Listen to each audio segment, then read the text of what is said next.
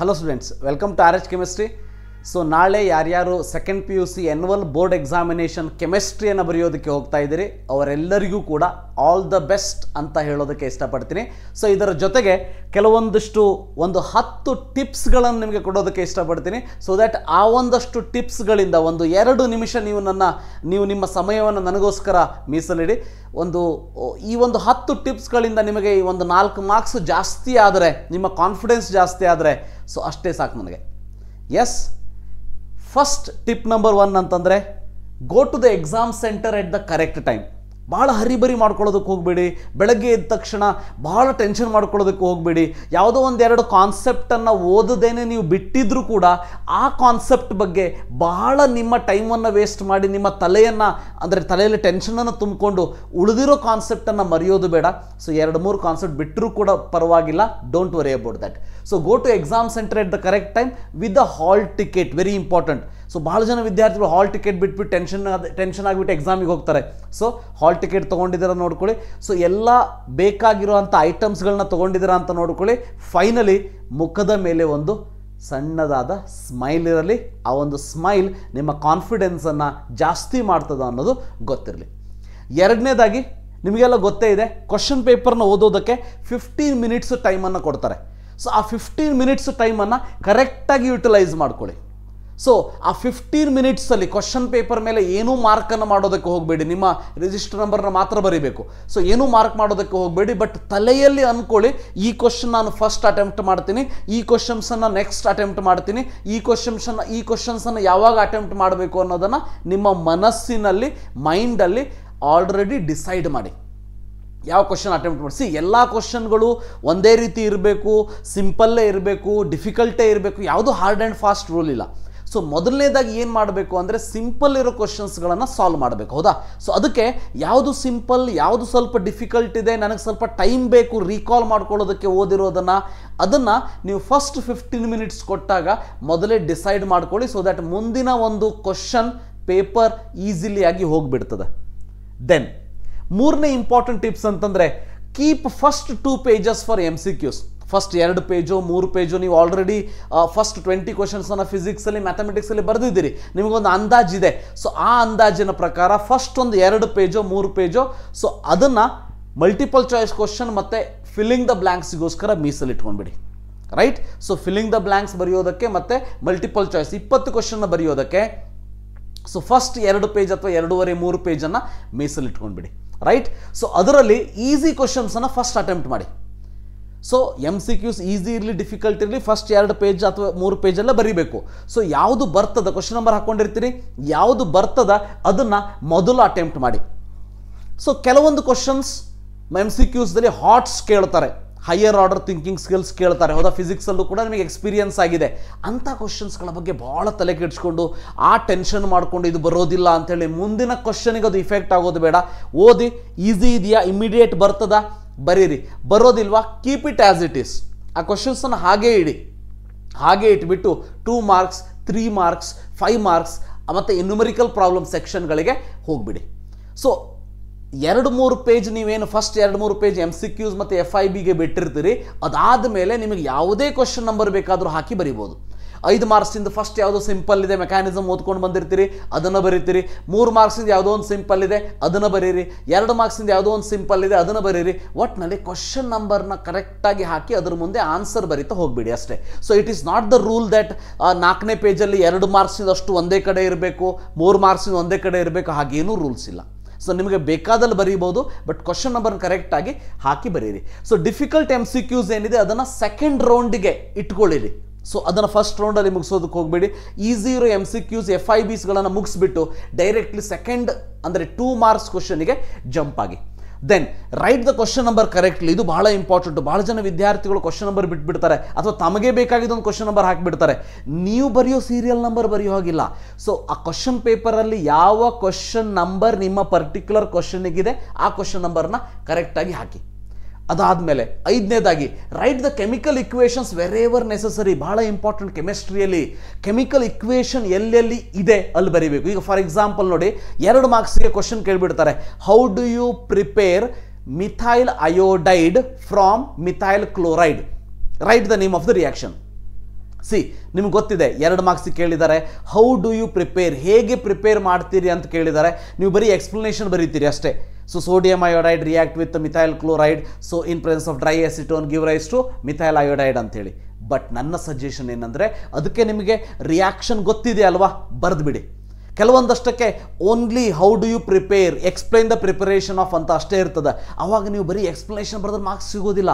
So ಅದಕ್ಕೆ ಕೆಮಿಸ್ಟ್ರಿಯಲ್ಲಿ ಯಾವಾಗಲೂ ಏನು ಬರೀಬೇಕಂದ್ರೆ, ಕೆಮಿಕಲ್ ಇಕ್ವೇಷನನ್ನು ವೆರೆವರ್ ಇಟ್ ಈಸ್ ನೆಸಸರಿ ನೀವು ಬರೀಲೇಬೇಕು. ಕೆಮಿಕಲ್ ಇಕ್ವೇಷನ್ನ ಕಂಪಲ್ಸರಿಯಾಗಿ ಬರೀರಿ. ಕೆಮಿಕಲ್ ಇಕ್ವೇಷನ್ ಬರೆದ ಮೇಲೆ ಆ ಕೆಮಿಕಲ್ ಇಕ್ವೇಷನ್ದಲ್ಲಿ ರಿಯಾಕ್ಟೆಂಟ್ ಮತ್ತು ಪ್ರಾಡಕ್ಟ್ ಏನು ಬರೆದಿದ್ದೀರಿ ಅದ್ರ ಕೆಳಗಡೆ ನೇಮ್ಸ್ ಬರೀರಿ. ನೀವು ಸಪರೇಟಾಗಿ ಎಕ್ಸ್ಪ್ಲನೇಷನ್ ಬರೆದಿರ್ಬೋದು, ಬರೀದೇ ಇರ್ಬೋದು. ಯಾಕಂದರೆ ಸ್ಕೀಮ್ ಆಫ್ ವ್ಯಾಲ್ಯೂಯೇಷನ್ದಲ್ಲಿ ಹೇಗಿರ್ತದೆ ಅಂದರೆ, if the question is written, the answer is written with the self explanatory reaction, complete 2 marks ಕೊಡಿ ಅಂತ ಇರ್ತದೆ. ಸೆಲ್ಫ್ ಎಕ್ಸ್ಪ್ಲನೇಟರಿ ರಿಯಾಕ್ಷನ್ ಅಂದ್ರೇನು? ಈಗ ಬೆನ್ಸಿನ್ ರಿಂಗ್ ಬರೆದಿರ್ತೀರಿ ಅಥವಾ CH3Cl ಬರೆದಿರ್ತೀರಿ, ಅದ್ರ ಕೆಳಗಡೆ ಬರೀರಿ ಮಿಥೈಲ್ ಕ್ಲೋರೈಡ್. NaI ಅಂತ ಬರೆದಿರ್ತೀರಿ, ಸೋಡಿಯಂ ಅಯೋಡೈಡ್. ಆರೋ ಮಾರ್ಕ್ ಹಾಕಿ ಡ್ರೈ ಅಸಿಟೋನ್ ಅಂತ ಬರೀತೀರಿ, ಅದ್ರ ಮುಂದೆ CH3I ಅಂತ ಬರೀತೀರಿ, ಹೌದಾ, ಮಿಥೈಲ್ ಅಯೋಡೈಡ್. ಸೊ ಕೆಳಗಡೆ ಹೆಸರು ಬರೀರಿ ಮಿಥೈಲ್ ಅಯೋಡೈಡ್. ಯಾವ್ಯಾವುದಕ್ಕೆ ಹೆಸರು ನಿಮಗೆ ಬರೆಯೋದಕ್ಕೆ ಸಾಧ್ಯ ಇದೆ ಅವೆಲ್ಲದಕ್ಕೂ ಹೆಸರು ಬರೀರಿ. That is a better practice, remember, best practice. So write the name of the reactants and products below correctly, so that ಎಕ್ಸ್ಪ್ಲನೇಷನಲ್ಲಿ ಏನೋ ಸ್ವಲ್ಪ ಹೆಚ್ಚು ಕಡಿಮೆ ಆದರೂ ಕೂಡ ನೀವು ಬರೆದಿರೋದು ಕರೆಕ್ಟ್ ಇದ್ದರೆ ಮಾರ್ಕ್ಸ್ ಕೊಟ್ಟು ಬಿಡ್ತಾರೆ. ಅದಕ್ಕೆ ಕೆಮಿಕಲ್ ರಿಯಾಕ್ಷನನ್ನು ವೆರೆವರ್ ಇಟ್ ಇಸ್ ನೆಸಸರಿ ಕಂಪಲ್ಸರಿಯಾಗಿ ಬರೆದುಬಿಟ್ಟು ಅದರ ಕೆಳಗಡೆ ರಿಮೆಂಬರ್ ಆಲ್ವೇಸ್ ರಿಯಾಕ್ಟೆಂಟ್ ಮತ್ತು ಪ್ರಾಡಕ್ಟ್ ನೇಮನ್ನು ಬರೆಯೋದನ್ನು ಮರೀಲಿಕ್ಕೆ ಹೋಗಬೇಡಿ. ಸೊ ಅದಾದಮೇಲೆ ಮುಂದೆ ನೋಡಿ, write the reaction conditions like temperature, pressure, catalyst wherever it is necessary. So temperature, pressure ಬರೀಲೇಬೇಕಾ, ಬರೀದೇ ಇದ್ರೆ ನಡೀತದ? ಓದ್ಕೊಂಡು ಹೋಗಿರ್ತೀರಿ, ಗೊತ್ತಿದೆ, ಬರೆದು ಬಿಟ್ಟು ಬನ್ನಿ. ರೈಟ್, ಟೆಂಪ್ರೇಚರ್ ಎಲ್ಲದಕ್ಕೂ ಟೆಂಪ್ರೇಚರ್ ಇದೆ ಅಂತ ಅಲ್ಲ, ಯಾವ್ಯಾವ ರಿಯಾಕ್ಷನ್ ಟೆಂಪ್ರೇಚರ್ನ ಮೆನ್ಷನ್ ಮಾಡಿದ್ದಾರೆ ಟೆಕ್ಸ್ಟ್ ಬುಕ್ಕಲ್ಲಿ, ನೋಟ್ಸಲ್ಲಿ. ಸೊ ಟೆಂಪ್ರೇಚರ್ ಬರೀತೀರಿ, ಪ್ರೆಷರ್ ಬರೀತೀರಿ, ಕೆಟಾಲಿಸ್ಟ್ ಬರೀತೀರಿ, ರಿಮೆಂಬರ್ ದಟ್. ಅದಾದಮೇಲೆ ರಿಯಾಕ್ಷನ್ ಮೆಕ್ಯಾನಿಸಮ್, ನಿಮ್ಗೆ ಗೊತ್ತಿದೆ ರಿಯಾಕ್ಷನ್ ಮೆಕ್ಯಾನಿಸಮ್ ಎಷ್ಟು ಇಂಪಾರ್ಟೆಂಟ್ ಅಂತೇಳಿ. So SN1 SN2 out of 2 1 compulsory ಕೇಳ್ತಾರೆ. Dehydration of ethanol to ethene compulsory ಕೇಳೋ ಅಂಥ question. So maybe aldehydes ಒಳಗೆ they may ask HCN addition to aldehyde or ketone.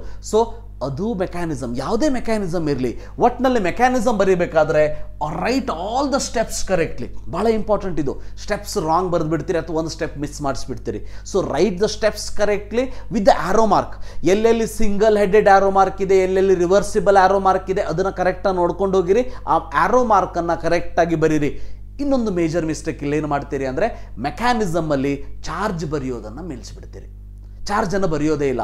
Charge ಬರೀಲಿಲ್ಲ ಅಂದರೆ complete ಮಾರ್ಕ್ಸನ್ನು cut ಮಾಡೋ ಅಧಿಕಾರ ಇವ್ಯಾಲ್ಯುವೇಟರ್ಸಿಗಿರ್ತದ ಅನ್ನೋದು ಗೊತ್ತಿರಲಿ. ಸೊ ಈಗ ಫಾರ್ ಎಕ್ಸಾಂಪಲ್ SN1 ಮೆಕ್ಯಾನಿಸಮ್ ಬರಿತಾ ಇರ್ತೀರಿ. ಫಸ್ಟ್ ಸ್ಟೆಪ್ಪಲ್ಲಿ ಕಾರ್ಬೋಕ್ಯಾಟಿಯನ್ ಫಾರ್ಮ್ ಆಗಬೇಕು, ಆ C ಮೇಲೆ ಪ್ಲಸ್ ಚಾರ್ಜೇ ಬರೆಯೋದಿಲ್ಲ, ಹೋಗ್ಬಿಡ್ತು. ಸೊ ಫಸ್ಟ್ ಸ್ಟೆಪ್ಪಲ್ಲಿ ಪ್ರಾಡಕ್ಟಲ್ಲಿ ಪ್ಲಸ್ ಚಾರ್ಜ್ ಬರಬೇಕು, ಸೆಕೆಂಡ್ ಸ್ಟೆಪ್ಪಲ್ಲಿ ಅದೇ ರಿಯಾಕ್ಟೆಂಟ್ ಆಗ್ತದ ಪ್ಲಸ್ ಚಾರ್ಜ್ ಬರೀಬೇಕು. ಎರಡೂ ಕಡೆ ಪ್ಲಸ್ ಚಾರ್ಜ್ ಬರೋದಿಲ್ಲ. ಆ ಇವ್ಯಾಲ್ಯುವೇಟರ್ ಚೆಕ್ ಮಾಡೋರ ಹೃದಯ ದೊಡ್ಡದಿತ್ತು, ಹೃದಯ ಶ್ರೀಮಂತಿಕೆ ಇತ್ತು ಅಂದರೆ ನಿಮಗೆ 1 ಮಾರ್ಕ್ಸು 2 ಮಾರ್ಕ್ಸು ಕೊಟ್ಟುಬಿಡ್ತಾರೆ. So if they are strict valuators then you will not get the marks at all. ಅದಕ್ಕೆ ಬಹಳ important, correctly write the charge without fail. ಭಾಳ ಇಂಪಾರ್ಟೆಂಟ್ ಇದು, ರಿಮೆಂಬರ್. ಮೆಕ್ಯಾನಿಸಮ್ ಬರೆದಾಗ ಸ್ಟೆಪ್ಸ್ ಎಲ್ಲದೂ ಬರೆದ್ಬಿಟ್ಟು ಅದರ ಕೆಳಗಡೆ write the charge without fail. Then 8th important thing is numerical problems. ಈ ವರ್ಷದಿಂದ ನ್ಯೂಮರಿಕಲ್ಗೆ ಸಪರೇಟಾಗಿ ಸೆಕ್ಷನ್ ಇದೆ, ಹೌದಾ. ಲಾಸ್ಟ್ ಸೆಕ್ಷನಲ್ಲಿ 6 questions will be there. Out of 6 you have to write 3. So ಅದರಲ್ಲಿ ನಿಮಗೆ ಆ ಪ್ರಾಬ್ಲಮ್ ನಿಮಗೆ ಸಾಲ್ವ್ ಮಾಡೋದಕ್ಕೆ ಬರಲಿಲ್ಲ ಅಂದರೂ ಕೂಡ ಫಾರ್ಮುಲಾಕ್ಕೆ 1 ಮಾರ್ಕ್ಸ್ ಕೊಡ್ತಾರೆ. ಅದಕ್ಕೆ ಕಂಪಲ್ಸರಿ ಫಾರ್ಮುಲಾವನ್ನು ಬರೀಲೇಬೇಕು. Formula wherever possibility is there, formula ಇದ್ದಾಗ ಬರೆದ್ಬಿಡಿ. ಈಗ ಫಾರ್ ಎಕ್ಸಾಂಪಲ್ ಕೆಮಿಕಲ್ ಕೈನೆಟಿಕ್ಸ್ ಒಳಗೆ question can be asked like first rate constant calculate ಮಾಡಂತ ಕೇಳ್ಬೋದು. ಅದಾದಮೇಲೆ ಹಾಫ್ ಲೈಫ್ ಕೇಳ್ಬೋದು. ರೇಟ್ ಕಾನ್ಸ್ಟೆಂಟ್ ಕೇಳಿದಾಗ you will write K = 2.303 by so T log of R0 by R ಬರೀತೀರಿ. ಅದಾದಮೇಲೆ ಹಾಫ್ ಲೈಫ್ ಅಂತ ಬಂದಾಗ T of is equal to 0.693 divided by K ಬರೀಬೇಕು. ಸೊ ಮೇಲ್ಗಡೆ ಒಂದು ಫಾರ್ಮುಲಾ ಬರೆದಿದ್ದೀನಿ ಬಿಡು, ಸೆಕೆಂಡ್ ಬೇಡ ಅಂತ ಅಲ್ಲ. ಮಾರ್ಕ್ಸ್ ಯಾವ ರೀತಿ ಡಿಸ್ಟ್ರಿಬ್ಯೂಟ್ ಆಗಿರ್ತದೆ ನಿಮ್ಗೆ ಗೊತ್ತಿರೋದಿಲ್ಲ ಅಲ್ವಾ ಎಕ್ಸಾಮ್ ಬರೀಬೇಕಾದ್ರೆ. ಅದಕ್ಕೆ ನಾ ಹೇಳೋದೇನಂತಂದರೆ, write the formula wherever it is necessary. ಎಲ್ಲೆಲ್ಲಿ ಫಾರ್ಮುಲಾ ಬೇಕು ಫಾರ್ಮುಲಾವನ್ನು ಕರೆಕ್ಟಾಗಿ ಬರೀರಿ. Then substitute it correctly. ಕೆಲವೊಂದು ಸರಿ ಏನು ಮಾಡ್ತಾರೆ, ಸಬ್ಸ್ಟಿಟ್ಯೂಟೇ ಮಾಡೋದಿಲ್ಲ, ಡೈರೆಕ್ಟ್ ಆನ್ಸರ್ ಬರೆದು ಬಿಟ್ಬಿಟ್ಟಿರ್ತಾರೆ. ಆನ್ಸರ್ ಬರೀಲಿಕ್ಕೆ ಹೋಗ್ಬೇಡಿ, ಡೈರೆಕ್ಟಾಗಿ ಸಬ್ಸ್ಟಿಟ್ಯೂಟ್ ಮಾಡಿ. ಸಬ್ಸ್ಟಿಟ್ಯೂಟ್ ಮಾಡಿದ್ಮೇಲೆ ಮತ್ತೆ ಥರ್ಡ್ ಸ್ಟೆಪ್ಪಲ್ಲಿ ಮತ್ತೇನಾದರೂ ಸಿಂಪ್ಲಿಫಿಕೇಶನ್ ಮ್ಯಾಥಮೆಟಿಕಲಿ ಇತ್ತಂದ್ರೆ ಅದನ್ನೂ ಮಾಡಿ. ಅದಾದಮೇಲೆ ಲಾಸ್ಟಿಗೆ ಆನ್ಸರ್ ಬರೀರಿ, answer with the correct unit. Remember, unit ಬರೋದಿಲ್ಲ ಅಂದ್ರೆ 1 ಮಾರ್ಕ್ಸ್ ಕಟ್ ಮಾಡ್ತಾರೆ. ಯೂನಿಟ್ ರೇಟ್ ಕಾನ್ಸ್ಟೆಂಟ್ ಕೇಳಿದ್ದಾರೆ, ಪರ್ ಸೆಕೆಂಡು ಪರ್ ಮಿನಿಟು ನೋಡಿಕೊಂಡು ಟೈಮಿದ್ದು ಬರೀಲೇಬೇಕು. ಬರೋದಿಲ್ಲ ಅಂದರೆ ಮಾರ್ಕ್ಸ್ ಹೋಗ್ತದೆ. ಮಾಲಿಕ್ಯುಲರ್ ಮಾಸ್ ಕೇಳಿರ್ತಾರೆ, ಗ್ರಾಮ್ಸ್ ಪರ್ ಮೋಲ್ ಬರೀಲೇಬೇಕು in case of the solution chapter. ಅದಕ್ಕೆ ಹೇಳ್ತಾ ಇದ್ದೀನಿ, write the answer with the correct unit. ಭಾಳ ಇಂಪಾರ್ಟೆಂಟು, ಕರೆಕ್ಟ್ ಯೂನಿಟನ್ನು ನೀವು ಬರೀಲೇಬೇಕು. So and ninth my tip is, remember, you can complete the paper in 2 hours. So ಯಾವುದೇ tension ಮಾಡ್ಕೊಳ್ಳೋ ಅಂತ ಅವಶ್ಯಕತೆನೇ ಇಲ್ಲ. ಹೇಗಿದೆ ಅಂತ ಅಂದರೆ 15 ನಿಮಿಷ ಕ್ವಶನ್ ಪೇಪರ್ ಓದಕ್ಕೆ ಕೊಡ್ತಾರೆ, ಅದಾದ್ಮೇಲೆ 3 ತಾಸಿದೆ. ಇಷ್ಟು ಆಪ್ಷನ್ಸ್ ಇರ್ತದೆ, ಪ್ಲಸ್ ಇಷ್ಟು ಮಲ್ಟಿಪಲ್ ಚಾಯ್ಸ್ ಮತ್ತು FIBs ಕೊಟ್ಟಿದ್ದಾರೆ ಅಂತಂದರೆ, ಸೊ ರಿಮೆಂಬರ್ 2 ತಾಸಲ್ಲಿ ನಿಮ್ಮದು ಪೇಪರ್ ಮುಗಿದ್ಬಿಟ್ಟಿರ್ತದೆ. 2 ತಾಸಲ್ಲಿ ಮುಗಿಸ್ಬಿಟ್ಟು ಸುಮ್ಮನೆ ಕುತ್ಕೊಂಡಿರ್ತೀರಿ, ಆ ಕಡೆ ಈ ಕಡೆ ನೋಡ್ತೀರಿ, ಇಲ್ಲ ಅವ್ರಿಗೆ ಇವ್ರಿಗೆ ಆನ್ಸರ್ ಹೇಳೋದಕ್ಕೆ ಹೋಗ್ತೀರಿ, ಇನ್ವಿಜಿಲೇಟರ್ಸ್ ಹತ್ರ ಬಯಸ್ಕೋತೀರಿ, ನಿಮ್ಮ ಮರ್ಯಾದೆ ಹೋಗ್ತದೆ. You have to be selfish inside the exam hall, remember. ಯಾಕಂದರೆ ಪ್ರತಿಯೊಂದು ಮಾರ್ಕು ಕೂಡ ಇಂಪಾರ್ಟೆಂಟು. ಆ್ಯಂಡ್ ನಿಮ್ಮ ಅಕ್ಕಪಕ್ಕದಲ್ಲಿ ಕುತ್ಕೊಂಡವರು ಯುವರ್ ಕಾಂಪಿಟೇಟರ್ಸ್ ಅನ್ನೋದು ಗೊತ್ತಿರಲಿ. ಯಾರಿಗೂ ಆನ್ಸರ್ ಹೇಳೋದಕ್ಕೆ ಹೋಗಬೇಡಿ, ಯಾರಿಗೆ ಆನ್ಸರ್ ಕೇಳೋದಕ್ಕೆ ಹೋಗಬೇಡಿ. So remember, you can complete the paper in 2 hours. ಅದಕ್ಕಾಗಿ ಟೆನ್ಷನ್ ಮಾಡ್ಕೊಳ್ಳೋ ಅವಶ್ಯಕತೆ ಇಲ್ಲ, ವರಿ ಮಾಡ್ಕೊಳ್ಳೋಂಥ ಅವಶ್ಯಕತೆ ಇಲ್ಲ. ಅದಕ್ಕೆ ಪ್ರತಿಯೊಂದು ಕ್ವಶನ್ ಬರೀಬೇಕಾದ್ರೆ ರೀಡ್ ದ ಕ್ವಶನ್ ಕೇರ್ಫುಲಿ. ಕ್ವಶನನ್ನು ಕರೆಕ್ಟಾಗಿ ಅರ್ಥ ಮಾಡ್ಕೊಳ್ಳಿ. ಕ್ವಶನಿಗೆ ತಕ್ಕಾಗ ಆನ್ಸರನ್ನು ಕಣ್ಣು ಮುಚ್ಕೊಂಡು ಧ್ಯಾನ ಮಾಡಿ ರೀಕಾಲ್ ಮಾಡ್ಕೊಂಡು ಆನ್ಸರ್ ಬರೀರಿ. So think about the answer correctly and write. Attempt the extra questions also. ಇದು ಎಸ್ಪೆಷಲಿ ಟಾಪರ್ಸ್ಗಳಿಗೆ ನಾನು ಹೇಳ್ತಾ ಇರೋದು. ಸೊ ಎಸ್ಪೆಷಲಿ ರಿಮೆಂಬರ್, ಏನು ಮಾಡ್ತಾರೆ, so out of 10 they will ask 5 ಬರೀತೀರಿ, ಎಲ್ಲ ಕರೆಕ್ಟ್ ಇದೆ ಅಂತ ನಿಮಗೊಂದು ಓವರ್ ಕಾನ್ಫಿಡೆನ್ಸು. ಸೊ ನೀವೇನು ಮಾಡ್ತೀರಿ, 6th one ಬರ್ತಾ ಇದ್ರು ಬಿಟ್ಟು ಬರ್ತೀರಿ. ಕೆಲವೊಂದು ಸಾರಿ ನಮಗೆ ಗೊತ್ತಿರೋದು ಅಂದರೆ ನಿಮಗೆ ಗೊತ್ತಿರೋದಿಲ್ಲ, ಏನೋ ಸ್ಮಾಲ್ ಮಿಸ್ಟೇಕ್ ಆಗ್ತದೆ, ಅದು ಇವ್ಯಾಲ್ಯುವೇಟರ್ಸ್ಗೆ ಮಾತ್ರ ಗೊತ್ತಾಗ್ತದೆ, ಯಾವುದೋ ಒಂದು ಮಾರ್ಕ್ಸ್ ಕಟ್ ಆಗುವಾಗಿರ್ತದೆ. ಆವಾಗ ನೀವೇನಾದರೂ ಎಕ್ಸ್ಟ್ರಾ ಬರೆದಿದ್ರೆ ಅದು ನಿಮಗಲ್ಲಿ ಹೆಲ್ಪ್ ಆಗ್ತದೆ. ಸೊ ಅದಕ್ಕೆ ಹೇಳ್ತಾ ಇದ್ದೀನಿ, write the extra question also. ಯಾಕಂತಂದರೆ 2 ತಾಸಲ್ಲಿ ಮುಗದೇ ಬಿಡ್ತದ, ಯಾಕೆ ವರಿ ಮಾಡ್ಕೋತೀರಿ. ಸೊ ಎಕ್ಸ್ಟ್ರಾ ಟೈಮ್ ಏನಿದೆ, ಪ್ರತಿಯೊಂದು ಕ್ವಶನನ್ನು ಅಟೆಂಪ್ಟ್ ಮಾಡಿ. ರೈಟ್, ಕ್ವಶನ್ ಅಟೆಂಪ್ಟ್ ಮಾಡಿ, ಎಕ್ಸ್ಟ್ರಾವನ್ನು ಕೂಡ ಬರೆದು ಬನ್ನಿ. ಇವ್ಯಾಲ್ಯುವೇಟರ್ಸ್ಗೆ ತ್ರಾಸಾದರೂ ಕೂಡ ಅಡ್ಡಿ ಇಲ್ಲ, ನಿಮಗೆ ಅಡ್ವಾಂಟೇಜ್ ಆಗ್ತದೆ. ಸೊ ರಿಮೆಂಬರ್, ನನ್ನ ಒಂದು suggestion, extra questions also you have to write. Remember that. ಅದಾದಮೇಲೆ ಲಾಸ್ಟಿಗೆ write the exam without any fear. ಯಾವುದೇ ಎಕ್ಸಾಮ್ ಫಿಯರ್ ಇಟ್ಕೊಳ್ಳೋ ಅಂಥ ಅವಶ್ಯಕತೆ ಇಲ್ಲ. ಸೊ ಎಕ್ಸಾಮ್ ಫಿಯರ್ ಬೇಡವೇ ಬೇಡ. Write the exam with confidence, with happiness on the face. 1-2 question tough ಬರ್ಬೋದು, ಬರಲೇಬೇಕು. ಎಲ್ಲ ಕ್ವಶನ್ ಏನು ಈಸಿಲ್ಲ ಕೊಡಬೇಕಾ? 1-2 ಕ್ವಶನ್ನು ಡಿಫ್ರೆನ್ಷಿಯೇಟ್ ಮಾಡೋ ಹಾಗಿರಬೇಕು, ಬೇರೆಯವ್ರನ್ನ ಟಾಪರ್ಸನ್ನು ಇದ್ದೇ ಇರ್ತದೆ. ಸೊ ಅದಕ್ಕೆ ವರಿ ಮಾಡ್ಕೊಳ್ಳೋದಕ್ಕೆ ಹೋಗಬೇಡಿ. ಯಾವ ಕ್ವಶನ್ ಬರ್ತದೆ ಕಾನ್ಫಿಡೆನ್ಸಿಂದ ಆನ್ಸರ್ ಮಾಡಿ. ಆ್ಯಂಡ್ ಒಂದು ಪಾಯಿಂಟ್ ಗೊತ್ತಿರಲಿ, ಇಲ್ಲಿಯವರೆಗೂ ಕೂಡ ನೀವು ಕಷ್ಟಪಟ್ಟಿದ್ದೀರಿ. 95% of the students have studied well. They have ಹೇಳ್ತೀವಲ್ಲ ನಾವು, ಸ್ವೆಟ್ ಹಾಕಿಬಿಟ್ಟು ಓದಿರ್ತೀವಿ, ಬೆವರು ಸುರಿಸ್ಕೊಂಡು. ಈಗಂತೂ ಸೆಕೆಗಾಲ, ಬೆವರು ಬಂದೇ ಬರ್ತದೆ, ಆದರೂ ಹೇಳ್ತಾ ಇರ್ತೀವಿ. ಸೊ ಬೆವರು ಹರಿಸಿ ಓದಿರ್ತೀರಿ, ಕಷ್ಟಪಟ್ಟು ಓದಿರ್ತೀರಿ, ಇಷ್ಟಪಟ್ಟು ಓದಿರ್ತೀರಿ. ಇಷ್ಟು ಓದಿದ ಮೇಲೆ ನಿಮಗೆ ದೇವರು ಕೈ ಬಿಡೋದಿಲ್ಲ. So don't worry about that. So ಲಾಸ್ಟಲ್ಲಿ ಗೆಲುವು ನಿಮ್ಮದೇ ಆಗ್ತದ, ನಿಮ್ಮದೇ ಆಗಲಿ ಅಂತ ಬೇಡ್ಕೊಳ್ತಾ ಈ ಒಂದು ವಿಡಿಯೋವನ್ನು ಇಲ್ಲೇ ಮುಗಿಸೋಣಂತೆ. So all the best for the tomorrow's chemistry exam, my dear students. Thank you.